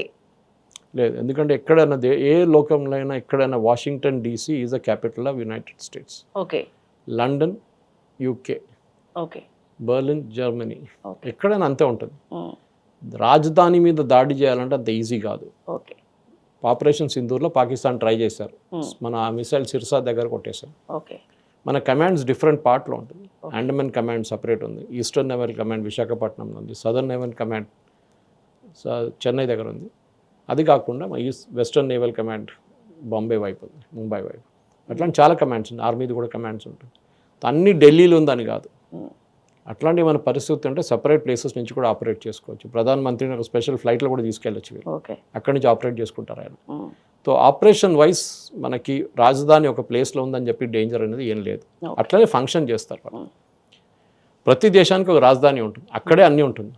మేము అక్కడ ఒక ముక్క, ఇక్కడ ఒక ముక్క అని పెట్టుకోరు, అవసరం లేదు, చేయకూడదు. ఇన్ఎఫిషియన్సీ అయిపోతుంది, కమ్యూనికేట్ చేయలేక లైన్లు కట్ అయిపోతే ఏం చేస్తారు? అరే మేము ఢిల్లీ నుంచి కాల్ కోసం వెయిట్ చేస్తున్నాం, కాల్ రాలేదు, ఏం చేయాలంటారు? ఇది ప్రాబ్లం. సరే, ఇజ్రాయెల్ ఎందుకంత టఫ్? అంటే శత్రు దుర్భేద్యమైన దేశం అని అంటారు. ఎందుకంత టఫ్ సార్? ఎందుకంత టఫ్ కంట్రీగా చూస్తాం మనం ఇజ్రాయెల్ని? ఈ అరబ్ రీజన్స్ అందరు కలిసి Israel has no right to exist అంటున్నారు. ఇజ్రాయెల్ అనే రాజ్యం ఉండకూడదు, అది వాళ్ళ వ్యతిరేకత ఇజ్రాయెల్. ఎందుకంటే ఇజ్రాయెల్ అనే ఒక రాజ్యం ఇప్పుడు కాదు, సొలొమన్ టైం నుంచి వాళ్ళని ఒక దేశం వాళ్ళకి ఇవ్వలేదు ఎప్పుడు. ఇప్పుడున్న వాళ్ళ టెరిటరీని వాళ్ళు డబ్బులు పెట్టి కొనుక్కున్నారు. అది ఇట్ వాజ్ అ డెజర్ట్, ఒక చుక్క వర్షం కూడా పడదు అక్కడ. కానీ అగ్రికల్చర్లో అన్నిటికంటే ఎక్కువ ప్రొడక్టివిటీ ఇజ్రాయెల్లో. మన దగ్గర చంద్రబాబు నాయుడు కుప్పంలో తెచ్చుకున్నారు వాళ్ళని. వాళ్ళు దాంట్లో ఎక్స్పర్ట్స్. వితౌట్ వాటర్ ఎట్లా అగ్రికల్చర్ నడిపించాలని వాళ్ళు చూపిస్తారు మీకు. టెక్నాలజీలో they are way ahead. The Arab నేషన్స్కి కోపం ఏంటంటే ఇజ్రాయెల్ అనేది పాలస్టీనియన్ ఇష్యూ మీద పాలస్టీనియన్ ల్యాండ్ అంతా గుంజుకున్నారంటున్నారు. కాదు, ప్యాలెస్టైన్ అండ్ ల్యాండ్ మ్యాక్సిమం గుంజుకున్న 2 రాష్ట్రాలు, 3 అని చెప్పొచ్చు, సిరియా, జార్డన్, ఈజిప్ట్. ఇప్పుడు కూడా ప్యాలెస్టైన్, హాఫ్ దట్ ప్యాలెస్టైన్ వాళ్ళ దగ్గర ఉంది. వాళ్ళు పెట్టుకున్నారు. వాళ్ళు ఏమంటున్నారు, 6 డే వార్ జరిగింది 1960. ఆ వార్లో వీళ్ళు ఇజ్రాయెల్ ఎంత కావాలంటే అంత గుంజుకున్నారు, ఈజిప్ట్ గుంజుకున్నారు, ప్యాలెస్టైన్ వాళ్ళు సిరియా తీసుకున్నారు, ఇటువైపు జార్డన్ తీసుకున్నారు. ఎందుకు? Original Palestine from the river to the sea అంటారు వీళ్ళు, ప్యాలెస్టైన్ వాళ్ళు అంటున్నారు. అంటే జార్డన్ రివర్ నుంచి సీ దాకా, మెడిటరేనియన్ సీ దాకా. ఇజ్రాయెల్ ఒక చిన్న స్ట్రిప్ ఉంది నడుమిట్లో. వాళ్ళు పని చూసుకుంటున్నారు. మీరు వెళ్ళి వాళ్ళ మీద బాంబులు పెడితే వాళ్ళు ఉట్టుకుంటారు. ఇజ్రాయెల్కి ఏంటంటే they have a problem, right to exist లేదు వాళ్ళకి. మేము బతకాలి, దానికోసం మేము ఏమైనా చేసుకుంటాం. ప్రతి ఇజ్రాయలీ సిటిజన్ 18 years కాగానే కంపల్సరీ మిలిటరీ ట్రైనింగ్ ఉంటుంది వాళ్ళకి, కంపల్సరీ 3 సంవత్సరాలు. రిజర్విస్ట్ అంటారు వాళ్ళ. తర్వాత ఎప్పుడు కావాలంటే పిలిపించుకుంటారు. ఇప్పుడు 1,00,000 మందిని పిలిపించుకున్నారు వాళ్ళు. వీళ్ళందరూ ఏదో కంపెనీలో ఉద్యోగం చేస్తుంటారు, వాళ్ళని సడన్గా పిలిపించుకుంటారు. వాళ్ళ ఆయుధాల ఎక్స్పర్ట్స్, బాయ్స్ అండ్ గర్ల్స్ ఎవరైనా, మెన్ అండ్ ఉమెన్ బోత్, వాళ్ళు వచ్చేస్తారు ఫైటింగ్ కోసం ఇమీడియట్గా. మనలాగా రెగ్యులర్ అంత పెద్ద ఆర్మీ వాళ్ళ దగ్గర లేదు, ఉన్నది కానీ ఎసెన్షియల్ పైలట్స్ ఉంటారు చూడండి, వాళ్ళని మనం బయటని తీసుకురాలేము. They are should be a part of the air force. కానీ చాలా మటుకు రోల్స్, ఎస్పెషలీ ఆర్మీలో ఉన్న రోల్స్ అంతా వాళ్ళు అవుట్సోర్స్, బయట రిజర్విస్ట్ని పెట్టుకున్నారు, పిలిపించుకుంటారు ఎప్పుడు కావాలి. వాళ్ళు చాలా మటుకు డిసిప్లిన్ నేషన్ వాళ్ళు. నేను చెప్పాను, టెక్నాలజీలో the number 1, defence, health care technology number 1, agriculture number 1. అది అరబ్ నేషన్స్కి పడదు. ఈ అరబ్ నేషన్స్ దగ్గర ఉంది ఒకటే, డబ్బులు, ఆయిల్ నుంచి. మిగతా ఏంటి వాళ్ళు చేయలేదు. కానీ ఇప్పుడు వాళ్ళు చేస్తున్నారు, మార్పులు తీసుకొస్తున్నారు. ఎందుకంటే వాళ్ళు తెలుసు ఇవ్వాలి లేకుండా 30 సంవత్సరాల తర్వాత ఆయిల్ ఉండదు. అప్పుడు ఏం చేస్తారు? అప్పుడు డబ్బులు ఎక్కడైనా మీరు పెట్టుబడి పెడుతున్నారు, వాళ్ళు టెక్నాలజీ తీసుకొస్తున్నారు, వాళ్ళు షార్జా లాంటి ప్లేస్లో యూనివర్సిటీస్ తీసుకొస్తున్నారు, దుబాయ్ని ట్రేడింగ్ పోస్ట్గా కన్వర్ట్ చేసుకున్నారు. ఇట్లాంటి చాలా మటుకు వాళ్ళు డెవలప్మెంట్ తీసుకొస్తున్నారు. వాళ్ళకి తెలుసు ఏదో ఒక రోజు ఆయిల్ ఆగిపోతుంది, ఆ రోజు మనం తిరిగి మన 50sకి వెళ్ళినట్లు వెళ్ళకుండా మన దగ్గర డెవలప్మెంట్ ఉండాలి, అది చేస్తున్నారు. అదే టైంలో అబ్రహాం అకార్డ్లో ఇజ్రాయెల్ని అంగీకరించిన దేశాలు ఉన్నాయి అరబ్స్లో కూడా, Saudi Arabia, UAE. Saudi Arabia సంతకం పెట్టడానికి వెళ్ళినప్పుడే October 7th మ్యాసకర్ జరిగింది. యుఏఈ అంగీకరించారు. చాలా Gulf regions are ready, Gulf countries. కానీ కొంతమంది ఉన్నారు మన దగ్గర, పాకిస్తాన్ లాంటి దేశాలు, మేము మీరు అంగీకరించిపోతే ఎవరు పట్టించుకోండి, మీ ప్రాబ్లం మీరు చూసుకోండి. Saudi Arabia side nothing doing. వీళ్ళిద్దరు సంతకం పెట్టారు కదా మొన్న, సౌదీ అరేబియా అండ్ పాకిస్తాన్ సంతకం పెట్టారు, మీరు అందరూ డిస్కస్ చేశారు డిఫెన్స్ కోఆపరేషన్. ఒకరి మీద దాడి చేస్తే ఇంకొకరి మీద దాడి చేస్తారు. ఇప్పుడు దాడి చేశారు కదండి, ఇరాన్ దాడి చేశారు కదా, సౌదీ ఏం చేశారు? పాకిస్తాన్ ఏమన్నా బాంబు చేశారు తీసుకెళ్ళి, అక్కడే కూర్చున్నాడు పక్కన. వాళ్ళకి తెలుసు వెళ్ళి మళ్ళీ ఇరాన్ ఏమైనా చేస్తే ఇరాన్ మళ్ళీ రేపు ఒక బాంబు పాకిస్తాన్ మీద కూడా వేసేస్తారు. మాట్లాడడానికి చాలా బాగుంటుంది ఇదంతా. కానీ ఇజ్రాయెల్ని అగ్రదేశాలన్నీ కలిసి ఇరాన్ల మీద పడ్డట్టు అన్ని కలిసి ఈ శత్రు దేశాలన్నీ కలిసి ఒక్కసారి పాకిస్తాన్ మీద పడితే సార్, ఇజ్రాయెల్ మీద అందరు కలిసి పడ్డారు కదండి 60s లో. ఈజిప్ట్, సిరియా, జార్డన్, ప్యాలెస్టైన్ అందరు కలిసి అటాక్ చేశారు ఇజ్రాయెల్. ఏమైంది? అందరు ఓడిపోయారు, వాళ్ళ చేతిలో ఉన్న టెరిటరీ కూడా పోయింది. అది ఇజ్రాయెల్ దగ్గర నేర్చుకోవాలి. వాళ్ళ దగ్గర వెళ్ళి మీరేమైనా చేస్తే వాళ్ళు అట్లా కొడతారు వాళ్ళు return. Air force is the best, నేను చెప్పాను చూడండి, వాళ్ళ ఇంటెలిజెన్స్ సూపర్ బెస్ట్. మన దగ్గర కూడా కొచ్చినీస్ జ్యూస్ ఉన్నారు, బగ్దాదీ జ్యూస్ ఉన్నారు, ముంబైలో, కల్కటాలో, నార్త్ ఈస్ట్లో బెనే ఇజ్రాయెల్ ఉన్నారు. జ్యూస్ అనేది అది లాస్ట్. వాళ్ళ యుక్రెయినియన్ జ్యూస్ ఉన్నారు, జర్మన్ జ్యూస్ ఉన్నారు, రష్యన్ జ్యూస్ ఉన్నారు. వీళ్ళు వాళ్ళ ల్యాండ్ నుంచి వాళ్ళు తెరిమి కొట్టినప్పుడు వాళ్ళు అక్కడెక్కడ వెళ్ళిపోయారు అందరు. కానీ ఎక్కడ వెళ్ళినా కానీ వాళ్ళు ప్రాస్పర్ అయ్యారు, వాళ్ళు బిజినెస్లో దిగుతారు. మన చిన్నప్పుడు స్కూల్లో షైలాక్ అని ఒక క్యారెక్టర్ నేర్చుకున్నాం. యువత జూ డబ్బులు ఇస్తుండే లోన్లో. ఓకే, మన దగ్గర కొంతమంది చేస్తారు చూడండి, అట్లాంటి అప్పు ఇస్తుండే. సో షైలాక్ అంటారు వాళ్ళు. అట్లాంటి చాలామంది ఉన్నారు. సో ఈ జ్యూస్ వాళ్ళ సర్వైవల్ నేర్చుకున్నారు. వాళ్ళు ఎక్కడైనా కానీ, వాళ్ళు ఎక్కడ వెళ్ళినా కానీ ప్రాస్పర్ అవుతారు. అది వాళ్ళ దగ్గర నేర్చుకోవాలి. అది అరబ్ నేషన్స్ నేర్చుకోవడానికి రెడీగా లేరు. They are jealous of Israel actually. ఆ తెలుగు వర్డ్ మీరే చెప్పాలి దానికంటే, రియలీ జెలస్ ఆఫ్ ఇజ్రాయెల్. వాళ్ళకి ఇజ్రాయెల్ అంటే ఇంత సక్సెస్ఫుల్ ఎట్లా అయిపోయారు, మనం ఇక్కడ ఉండిపోయామా ఇంకా, మనం గాడిద మీద తిరుగుతున్నాం, ఇంకా వాడు చూడండి ప్లేన్లలో తిరుగుతున్నారు వాళ్ళని. ఆ ప్రాబ్లం వీళ్ళకు ఉంది, యాటిట్యూడ్ ప్రాబ్లం ఉంది. ఇజ్రాయెల్ని అంగీకరించడంలో దానికి పెద్ద ప్రాబ్లం ఇది, that we won't allow Israel has a right to exist. అది సార్, మనం ఇజ్రాయెల్తో ఈ యుద్ధం నేపథ్యంలో మన కంట్రీని పోల్చుకుంటే మనం ఏ స్థాయిలో ఉన్నాం సార్? నిజంగా ఒక యుద్ధం మన వైపు వస్తే ఏ స్థాయిలో ఉన్నాం? ఈ రేంజ్, ఇంత టెక్నాలజీ, మీరు ఇందాక అన్నారు, ఇంత టెక్నాలజీ యూజ్ చేసే ఇప్పుడు ఇజ్రాయెల్ ప్రపంచవ్యాప్తంగా అందరి దృష్టిని ఆకర్షిస్తోంది. మనం ఏ రేంజ్లో ఉన్నాం సార్ ఇజ్రాయెల్ కంపేర్ చేస్తే? మనం ఒక 60% ఉంటాం ఇజ్రాయెల్. ఇజ్రాయెల్ మనకు చాలా సహాయం చేశారు, మనం మర్చిపోకూడదు. కార్గిల్ వార్లో అన్ని దేశాలు మేము హెల్ప్ చేయము మిమ్మల్ని అది ఇది అని చెప్పి ఎక్స్క్యూజ్. అమెరికా అయితే GPS కూడా ఆఫ్ చేసేసారు కార్గిల్ టైంలో, కానీ ఇజ్రాయెల్ మనం హెల్ప్ చేశారు. బాలాకోట్ స్ట్రైక్లో ఇచ్చిన బాంబులంతా ఇజ్రాయెల్ ఇచ్చారు మనకి. ఇప్పుడు మోదీ గారు వెళ్ళినప్పుడు 7 స్పెసిఫిక్ ప్రాజెక్ట్స్ మీద సంతకం పెట్టారు. ఒకటి ఐరన్ డోమ్ లాంటి ఒక షీల్డ్ తయారు చేయడంలో, ఐరన్ బీమ్ అని చెప్పి ఇంకో టెక్నాలజీ, లేజర్ 100 కిలోవాట్ లేజర్ ఒక ఫీల్డ్ ఒకటి తయారు చేసి బాంబుని స్కై నుంచి వస్తున్న డ్రోన్స్ని కొట్టుపడడానికి. ఖర్చు ఎక్కువ లేదు. పర్ ఐరన్ షీల్డ్ మీరు ఆపరేట్ చేస్తే, ఐరన్ బీమ్ ఆపరేట్ చేస్తే $2 పడుతుంది అంతే. ఆన్ చేయాలి, ఆఫ్ చేయాలంతే. ఓకే. సో అట్లాంటి చాలా మటుకు టెక్నాలజీ మన ఇజ్రాయెల్ వైపు నుంచి తెచ్చుకున్నాం. ఎల్బిట్ సిస్టమ్స్ నుంచి, ఇజ్రాయెల్ నుంచి. వాళ్ళ దగ్గర కూడా ఒక రఫాల్ ఉంది సపరేట్, ఇంకో రఫాల్ ఉంది. ఆ కంపెనీ డిఫరెంట్, ఈ కంపెనీ డిఫరెంట్. వాళ్ళ దగ్గర నుంచి ఉన్న మిసైల్ సిస్టమ్స్ కానీ, వాళ్ళ నేవల్ ఈక్వివలెంట్ కానీ చాలా మటుకు. ఇదే హైదరాబాద్లో కూడా వాళ్ళ యూనిట్స్ ఉంది మన దగ్గర, Israeli companies. Israeli company military technology out of the world. So మనకు చాలా మటుకు మనకి టెక్నాలజీ ట్రాన్స్ఫర్ కూడా ఇస్తున్నారు. ఓకే. సో మనం కూడా, కానీ మనకు డిసిప్లిన్ లేదు, అదొక్కటే. ఆర్మీ వైపు కాదు నేను చెప్పింది, మన as a general person road మీద కార్లో డోర్ ఓపెన్ చేసి స్పీడ్ చేస్తాం మనం. అది మీరు ఇజ్రాయెల్లో కనిపించదు మీకు, అది ఏ దేశాలకు కనిపించదు, ఇక్కడ ఒకటే కనిపిస్తుంది. సివిక్ సెన్స్ లేదు మనకి. ఇజ్రాయెల్లో ఆ డిసిప్లిన్ ఉంది, ఎందుకంటే చిన్న 15 సంవత్సరాలు కాగానే ఆర్మీకి వెళ్ళాల్సి వస్తుంది. 3 సంవత్సరాలు కంపల్సరీ. మీకు ఏదైనా మెడికల్ కండిషన్ ఉంటే మీకు ఎక్స్క్యూజ్ ఇస్తారు, కానీ మిగతా అన్నిటికీ మీకు కంపల్సరీ. ఆ డిసిప్లిన్ వచ్చేస్తుంది మీ దాంట్లో. మీరు ఒక సినిమా థియేటర్కి వెళ్ళినా, మీరు పబ్లిక్ బయట వెళ్ళినా కానీ మీ ఎట్లా బిహేవ్ చేస్తారో అది మీరు చూస్తే ఇజ్రాయలీస్ చూసి నేర్చుకోవాల్సింది. మన ఎక్కడ ఉన్నా అంటే మన army wise, defence wise we are equally good, no problem. మన ప్రాబ్లమ్ ఈజ్ మన సివిలియన్ పాపులేషన్. మన సివిలియన్ పాపులేషన్కి సివిక్ సెన్స్ లేదు. రోడ్డు మీద కచరా పడేస్తారు, రోడ్డు మీద స్పిట్ చేస్తారు, బిహేవియర్ హారిబుల్ ఉంటుంది, స్పీకర్ ఫోన్ పెట్టుకొని మొబైల్ మాట్లాడతారు, దాన్ని చేస్తారు మన వాళ్ళు పబ్లిక్లో. ఆ డిసిప్లిన్ మన దాంట్లో లేదు. అది మనం నేర్చుకోవాల్సి ఉంటే ఇజ్రాయెల్ దగ్గర నేర్చుకోవాలి. ఒక అటాక్ జరగంగానే వాళ్ళ దాంట్లో ఒక సూసైడ్ బాంబింగ్, ఎవరైనా వచ్చి బాంబ్ చేస్తే, ఎవరైనా చంపేస్తే, పాలెస్టీనియన్ టెర్రరిస్ట్ చేస్తే వాళ్ళ రియాక్షన్ టైం చూడండి. వితిన్ సెకండ్స్ వాళ్ళ దాంట్లో ఒకరు ఉంటారు, మెడికల్ డాక్టర్ ఉంటారు, పక్కన వాళ్ళు వచ్చేస్తారు, మొత్తం ఏరియా కార్డన్ చేసేస్తారు, ఇంకా కొంతమంది కలిసి ఎవరిని లోపల రాని. మన దగ్గర ఏం చేస్తారు, అందరు మొబైల్ ఫోన్ తీసుకొని సెల్ఫీలు తీసుకుంటారు, లేకుంటే వీడియో తీసుకుంటారు. అక్కడ కూడా కింద దాస్తుంటే కూడా ఆయన చూడడు, వాన్ కూడా వీడియో కూడా తీసుకుంటారు మన వాళ్ళు. అది ఇజ్రాయెల్ దగ్గర నుంచి నేర్చుకోవాలి మనం, that how to create a defence system అనమాట. ఇక్కడ ఇంకొక విషయం మాట్లాడాలి సార్, ఇరాన్ మీద దాడులు జరుగుతుంటే ఇరాన్ లో జరుగుతున్న ఈ విధ్వంసాన్ని చూసి ఇక్కడ నిరసన వ్యక్తం చేస్తున్నారు, మన హైదరాబాద్ లో ఏడుస్తున్నారు. వాళ్ళని అక్కడ పంపించండి ఒకసారి. ఇంత ఏడుస్తున్నారు కదా, అక్కడ వెళ్ళి ఇరాన్ ఆర్మీ జాయిన్ చేయమని చెప్పండి, అప్పుడు తెలుస్తుంది వాళ్ళకి నిరసన చేయడం. ఇదే అలీ ఖమేనీ అన్నాడు, Kashmir is not a part of India అన్నారు. Okay, Kashmir is not a part of India అని చెప్పి చనిపోయిన ఖమేనీ అన్నారు. అప్పుడు మన ఎందుకు అంగీకరించారు? ఐ కెన్ అండర్స్టాండ్ షియాస్, కశ్మీర్లో కార్గిల్ వైపు షియాస్ ఉన్నారు, వాళ్ళు ప్రొటెస్ట్ చేస్తారు. మన వైపు కూడా ఓల్డ్ సిటీలో కొంతమంది ఉన్నారు. మనని సపోర్ట్ చేయని మనిషి, వాళ్ళ మనిషిని మీద దాడి చేసి చంపిన మనిషి, 1500 మందిని మనం చంపిన మనిషిని ఎందుకు సింపతి అండి? ఏ సింపతి, ఏ గ్రౌండ్ మీద సింపతి మీకు? సో మనం కరెక్ట్ స్ట్రాటజీలో ఉన్నాం. వాళ్ళు ప్రొటెస్ట్ చేసుకోవాలి. నేను చెప్తాను, ఇప్పుడు ఇవాళ ఆనంద్ రంగనాథన్ కూడా ట్వీట్ చేశారు, అది వీళ్ళందరినీ ఒక ప్లేన్లో పెట్టి ఇరాన్కి పంపించేసేయండి. మీరు ఇరానియన్ ఆర్మీకి వెళ్ళి పాలతో పోరాటం చేయండి, అసలు ఇజ్రాయెల్తో యూఎస్తో పోరాటం చేయండి, అప్పుడు తెలుస్తుంది మీకు. పరిగెత్తుకుంటూ వస్తారు రిటర్న్ నెక్స్ట్ ఫ్లైట్లో. ఇక్కడన్నీ నిరసన చేయడము, పోస్టర్లు పట్టుకోవడము అదంతా చాలా ఈజీ ఉంటుంది.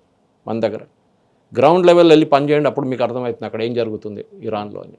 అక్కడ ప్రజలు మార్పు కోరుకుంటున్నారు, ఆ మార్పు తీసుకురావాల్సింది. నెక్స్ట్, ఈ యుద్ధం పుణ్యమా అని చాలా మందిలో చాలా టెన్షన్స్ అయితే క్రియేట్ అయినాయి సార్. చాలా వరకు మీ ఇంటర్వ్యూలో క్లియర్ అయినాయి, అయినా కూడా ఒక ఫైనల్ వర్డ్ ప్రేక్షకులకి ఏం చెప్తారు? మీరు ఒక జియో పొలిటికల్ కాన్ఫ్లిక్ట్, ఎందుకంటే ఈ సబ్జెక్ట్ గురించి లాస్ట్ 1 వీక్ నుంచి నేను తిరుగుతున్నాను, 1 మంత్ నుంచి కూడా తిరుగుతున్నాను. యూనివర్సిటీ ఆఫ్ హైదరాబాద్, ఎఫ్లు, మొన్న విజయవాడలో సమాలోచన, కొన్ని యూనివర్సిటీస్లో అక్కడ చాలా మట్టుకు తిరిగి మేము మాట్లాడుతాం, ఛానల్స్లో కూడా. జియో పాలిటిక్స్లో ఒకటే అండి, మనకు ఎవరు సహాయం చేస్తారో వాళ్ళని ఎప్పుడు మర్చిపోకూడదు, మన మీద ఎవరు దాడి చేశారో వాళ్ళని కూడా ఎప్పుడు మర్చిపోకూడదు. రెండు గుర్తుపెట్టుకుంటే చాలు. మన మీద దాడి చేస్తున్నోని వెళ్ళి హెల్ప్ చేస్తే అది మీరు చేస్తున్న అన్నిటికంటే పెద్ద తప్పు. అది ఇప్పుడు ఎగ్జాంపుల్ ఇచ్చాను, Ali Khamenei. Kashmir is not a part of India, Muslims కశ్మీర్ని సపరేట్ చేసేయాలి ఇండియా అని చెప్పిన మనిషి అలీ ఖమేనీ పాకిస్తానీతో ఈక్వల్ మనకి. అంతే అంతే అంతే. మనకు చాబార్ ఫోర్ట్ ఇచ్చారు, ఆయనకు అంత ప్రేమ ఏం లేదు. చాబార్ ఫోర్ట్ ఉంటేనే మనకు అక్కడ వాళ్ళకి డెవలప్మెంట్ వస్తుంది, వాళ్ళకి తెలిసిపోయింది. ఓకే, రేపు కొత్త గవర్నమెంట్ వస్తే వాళ్ళు కూడా మన అట్లాంటి చాబార్ ఫోర్ట్ మీరు పెట్టుకోండి అంటారు వాళ్ళు. మనని సహాయం ఎవరు చేశారు? ఇజ్రాయెల్ చేశారు. వాళ్ళని మర్చిపోకూడదు. కార్గిల్ టైంలో మన దగ్గర ఆయుధాలు లేకుండా ఇజ్రాయెల్ ఇచ్చారు మనకి. బాలకోట్ టైంలో హెల్ప్ చేశారు. అంటే ఇజ్రాయెల్ అండ్ ఇండియాకు ఉన్న కామన్ ఏంటంటే మన చుట్టుపక్కల అన్ని ఎనిమీస్ ఉన్నారు. ఇజ్రాయెల్ కూడా అంతే. ఇప్పుడు జార్డన్ క్వైట్గా ఉన్నారు, ఈజిప్ట్ క్వైట్గా ఉన్నారు, సిరియా క్వైట్గా ఉన్నారు. కానీ ఒక టైంలో వీళ్ళందరూ శత్రువులు. ఇప్పుడు లెబనాన్ అండ్ గాజా ఇంకా ఉన్నారు. మిగతా అన్నీ క్వైట్ అయిపోయారు. వీళ్ళిద్దరిని కొడితే వీళ్ళు కూడా క్వైట్ అయిపోతారు. గాజా ఆల్రెడీ క్వైట్గా ఉన్నారు. లెబనాన్ చేస్తున్నారు. ఇంకా వారంలో మొత్తం ఫ్లాట్ చేసేస్తారు వాళ్ళు. గాజాని ఎట్లా చేశారు అట్లా. దాంతో తెలుసు మనం ఎప్పుడు అది పర్సనల్ లైఫ్లో కూడా అంతే. మీకు సహాయం చేసిన మనిషిని మీరు ఎప్పుడు మర్చిపోకూడదు. 10 సంవత్సరాలు 20 సంవత్సరాలు అయినా ఆ రోజు మీకు హెల్ప్ చేశారు, అది మనం గుర్తుపెట్టుకోండి. సేమ్ మీ మీద ఎవరైనా దాడి చేసి మిమ్మల్ని డిస్ట్రాయ్ చేయడం ట్రై చేసిన అది కూడా మీరు మర్చిపోకూడదు. లెసన్గా పెట్టుకోవాలి. అది మన ప్రేక్షకులను చెప్పాలనుకుంటున్నాను. దీంతో మీకు అర్థమవుతుంది ఇజ్రాయెల్ ఏంటి, ఇజ్రాయెల్ నుంచి నేర్చుకోవాల్సిన చాలా ఉన్నాయి మనకి. వాళ్ళ డిసిప్లిన్ చెప్పాను నేను, వాళ్ళ టెక్నాలజీ చెప్పాను, అది నేర్చుకోండి. That is how they function. చిన్న దేశం ఇంత పవర్ఫుల్గా ఎట్లా మారింది అది మనం అర్థం చేసుకోవాలి. సార్ మీకు నచ్చిన దేశం మన భారత్ కాకుండా Israel any day, no doubt about it. ఇప్పుడు కూడా కాదు, చాలా సంవత్సరాలు. ఇప్పుడు ఇజ్రాయెల్ మీరు ఇప్పుడు వింటున్నాను. నేను 15-20 సంవత్సరాల ముందు ఇజ్రాయలీ సైంటిస్ట్తోని ఇక్కడ కాన్ఫరెన్స్కి వచ్చినప్పుడు వాళ్ళతో మీటింగ్ పెట్టుకుని ఇజ్రాయలీ డాక్టర్స్ని కలిసాను, ఇజ్రాయలీ టెక్నోక్రాట్స్ కలిసాను. అప్పుడే అంత నచ్చడానికి కారణం సార్ అంటే వాళ్ళు, ఎందుకంటే నేను వాళ్ళ వైపు వాళ్ళ స్టోరీ వింటేనే మీకు అర్థమైపోతుంది. చిన్న దేశం, ఎవరు వాళ్ళని సహాయం చేయరు, వాళ్ళే వాళ్ళ వైపు నుంచి డెవలప్ చేసుకుంటూ వచ్చారు. ఇప్పుడు చుక్క వర్షం లేని ఒక దేశం అగ్రికల్చర్లో టాప్ ఎట్లా అయింది. ఓకే, ఇప్పుడు కూడా గాజాకి నీళ్ళు ఇస్తున్నది ఇజ్రాయెల్. వాళ్ళ దగ్గర ఎక్కడ ఉంది నీళ్ళు? డీసాలినేషన్ నుంచి చేస్తున్నారు, జార్డన్ రివర్ నుంచి తీసుకొస్తున్నారు. ఇదంతా వాళ్ళు చేస్తున్నారు. ఎలక్ట్రిసిటీలో సెల్ఫ్ సఫిషియెంట్, సెక్యూరిటీలో అన్నిట్లో వాళ్ళు దే ఆర్ సూపర్. వాళ్ళ దగ్గర దగ్గర చాలా ఉన్నాయి. మనం ఈవెన్ 20% వాళ్ళ ఎఫిషియన్సీ మనకు వస్తే మన దేశం ఎక్కడికో వెళ్ళిపోతుంది, ఇంకా చాలా పెరుగుతుంది మన దేశం. కానీ మన దగ్గర ప్రాబ్లం ఏంటంటే 140 కోట్ల మంది ఉన్నారు. ఏం చేయాలి? సివిక్ సెన్స్ లేదు.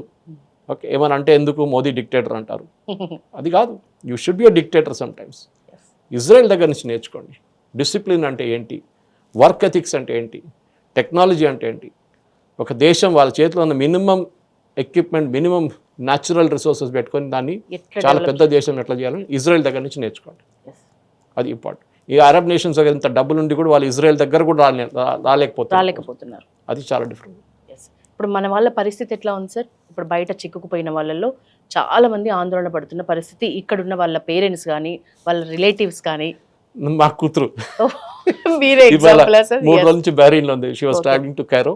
సార్ ఏం చెప్తున్నారు? హైదరాబాద్ బహ్రెయిన్ కైరో ఉండే 3 గంటల లేఓవర్ ఉండే బహ్రెయిన్లో. ఓకే, ఆమె about board the flight and suddenly she and her husband flight board చేయడానికి వెళ్తే సడన్గా వాళ్ళు ఆపేశారు, బాంబు పడుతుందని చెప్పి. 3 రోజులు వాళ్ళు అఫ్కోర్స్ చాలా బాగా చూసుకున్నారు. గల్ఫ్ ఎయిర్ వాళ్ళు 5 స్టార్ హోటల్లో పెట్టారు, ఫుడ్ అంతా ఫ్రీ, అన్నీ చాలా బాగుంది. అక్కడ నడిమిట్లో బాంబ్ బ్లాస్ట్ ఉంది, ఇంటర్సెప్టర్ వింటున్నారు వాళ్ళు. బహ్రెయిన్లో అని చెప్పాను చూడండి, వాళ్ళు US 5th ఫ్లీట్ నేవల్ బేస్ని అటాక్ చేశారు వాళ్ళు. కానీ ఇవాళ సాయంత్రం పొద్దున వాళ్ళని పిలిపించి మేము మిమ్మల్ని దమాం తీసుకెళ్తున్నాం సౌదీ అరేబియా అన్నారు. బార్డర్ క్రాస్ చేశారు వాళ్ళు. వీసా కూడా వాళ్ళే కట్టారు ఫీజు, గల్ఫ్ ఎయిర్ వాళ్ళు. బార్డర్ క్రాస్ చేసి 1 గంట సేపు ముందు she has reach the airport, దమాం airport, Saudi Arabia. అక్కడి నుంచి వాళ్ళ కైరోకి వెళ్ళే ఫ్లైట్ రెడీ ఉందంట. సో బహుశా ఈ ఫోన్ ఇప్పుడు చెక్ చేస్తే తెలిసిపోతుంది, ఇంటర్వ్యూ కాగానే మెసేజ్లో ఉంటుంది she has taken off to Cairo అని.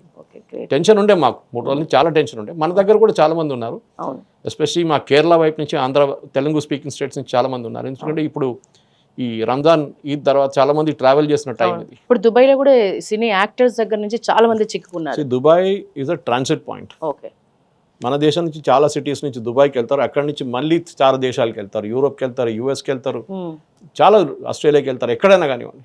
So that entire route is changed. ఇప్పుడు నిన్న రాత్రి నుంచే ఫ్లైట్స్ మొదలైనాయి. Etihad just flown to Delhi and Mumbai. Air India Express start అయింది.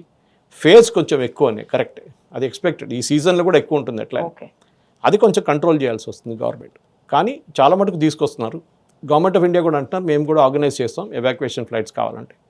కానీ సౌదీ అరేబియా, యుఏఈ, చాలా మటుకు యుఏఈ దగ్గర నుంచి నేర్చుకోవాలి మనం. యుఏఈ కింగ్ ఏమన్నారంటే, వాళ్ళ రూలర్స్ ఏమన్నారంటే, ఎమీర్లు, ఏ దేశం నుంచి అయినా ఎవరైనా ఉన్నా ఇక్కడ మా దగ్గర టూరిస్ట్కి వచ్చిన వాళ్ళు రిటర్న్ వెళ్ళకపోయిన వాళ్ళు ఏ హోటల్ అయినా ఉండొచ్చు, మేము వాళ్ళ బిల్లు మేము చూసుకుంటాం. Anybody who's come as a tourist to UAE, వాళ్ళు రిటర్న్ వెళ్ళలేకపోతున్నారు, వాళ్ళ ఫ్లైట్ క్యాన్సిల్ అయిందంటే please stay in a hotel.